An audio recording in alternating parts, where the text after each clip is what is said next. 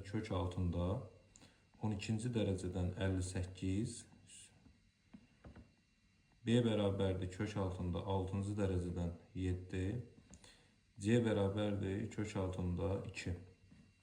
Olarsa aşağıdakılardan hansı doğrudur? İndi mən bunu müqayisə eləməliyəm, düzdürmü? Yadınızda saxlayın. Müqayisəni, irrasional ədədləri müqayisə eləyəndə kökdən çıxarda bilsən çıxart. Kökdən çıxmırsa, zaten kökdən çıxmırsa irrasionaldır, düzdürmü?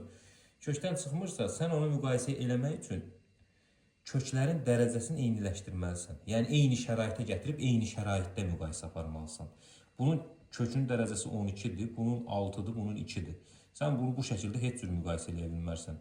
Amma kökün xassəsindən istifadə edərək bu B bərabərdir kök altında 6-cı dərəcədən 7-ni mən 12-ci dərəcədən 7 üstündə 2 yaza bilərəm.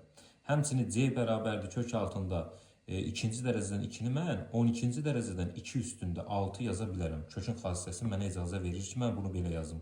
Buradan B bərabərdir kök altında 12-ci dərəcədən 49 olur. C bərabərdir kök altında 12-ci dərəcədən 2 üstü 6 olur 64. Baxan kimi görürəm ki, hamısının kökün dərəcəsi 12-ci dərəcədən olandan sonra kökün altındakı ifadə ən böyük hansındadır? C-də. Deməli, C bunların içində ən böyükdür. Bəs ən kiçiyi hansıdır? Ən kiçiyi təbii ki, kökün altında ən kiçiyi olan, yəni B-dir.